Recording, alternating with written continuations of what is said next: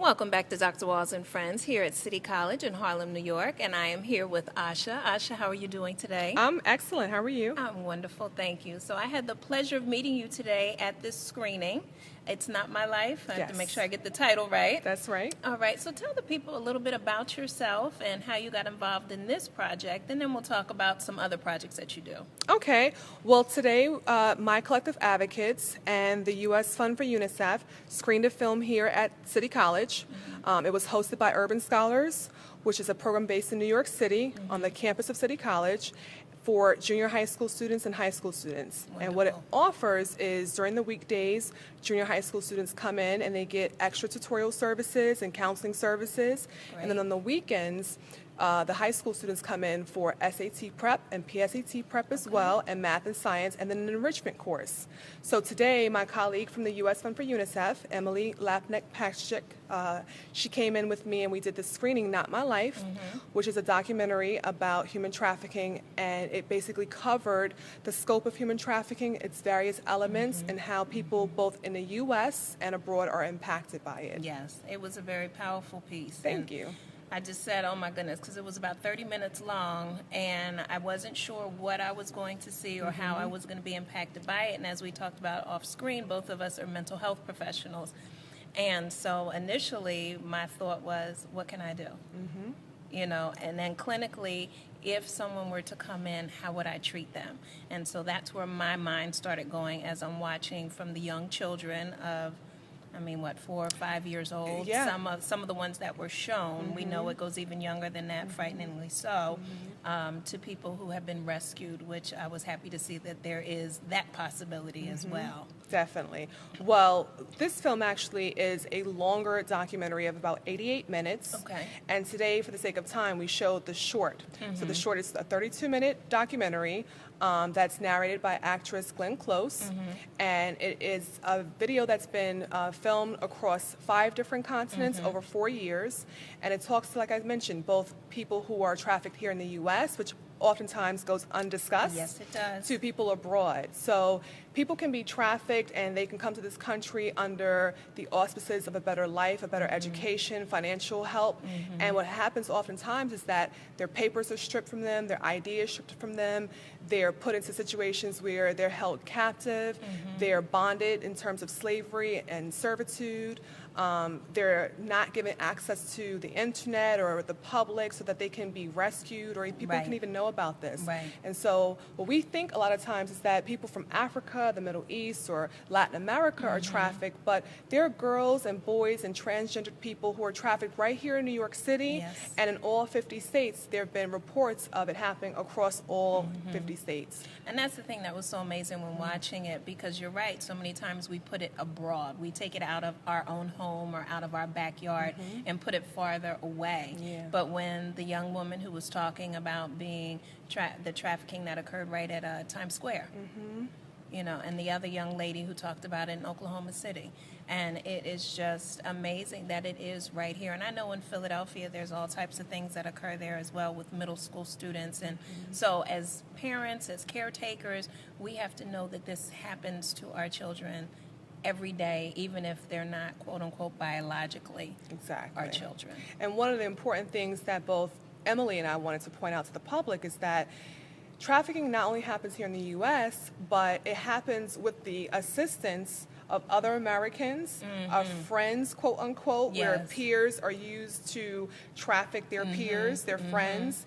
There are other officials that have been involved in trafficking. And so this year in particular, President Obama actually signed an executive order just at the end of September where he's using his power to help with overseas contracts fight this issue. Wonderful. So if there's any contracts that the U.S. is involved in with business over $500,000, they're using a transparency method to make sure that bonded labor is not a part of that system. Wow. And so the collective advocates and I actually marched on Washington shortly thereafter at the Stop Modern Slavery Walk. Okay. And we help to raise awareness and raise our voice and try to get the word out that this is a very important social issue that is not discussed enough, and that our children are vulnerable to this issue. So Yes. Emily and I thought today, bringing this to urban scholars and to New York City, we're heightening awareness to particularly people of color, because oftentimes kids of color in this country go unrecognized when they're gone missing. Yes. And so we want to link people to understanding how often when kids run away or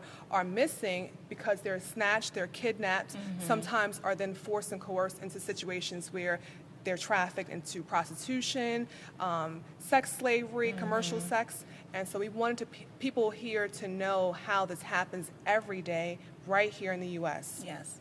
And the other thing that I liked, and I want you to share contact information, was the app that you mentioned. So there's a couple of apps that people can actually find out how they can get involved in the slavery footprint. So there's an actual organization that you can go to, www.slaveryfootprint.org, and you can find out how your footprint is tied to modern day slavery. Amazing. So from the time you wake up in the morning, you have your cup of coffee, to the time that you tie your shoes, to you make your first cell phone call, Wow. you can see various ways that you're still tied to slavery. Wow. So if you again go to slaveryfootprint.org, and you can do your own carbon footprint and find out how you're invested in this in some kind of way and how you can take steps to go backwards. There's also Free to Work, which is a downloadable application you can put on your cell phone.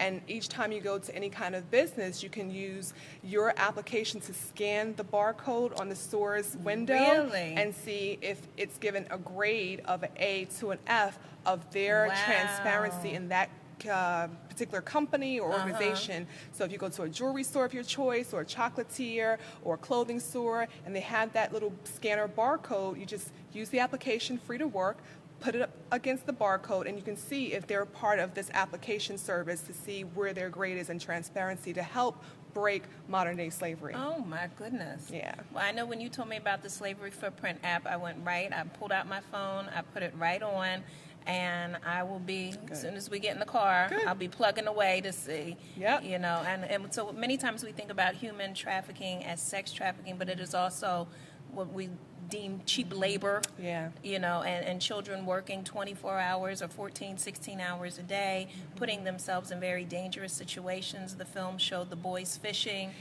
Yeah, so know. one of the things that people oftentimes think of when they think of human slavery or human trafficking is they think of commercial sex. And commercial sex entails prostitution, it entails massage parlors that use sex as a service, escort services as well. Okay. But it also entails people who are trafficked for bonded slavery, domestic servitude, Yes. people who work in hotels, restaurants, brothels. It also entails people who are trafficked into being a child soldier, or even a young girl who's then forced to be in a marriage against her will. Okay. So there are different forms of human trafficking, and it's not just sex. Actually, a larger percentage of human trafficking is under the realms of servitude. Okay. 48% is about people who are trafficked for sex.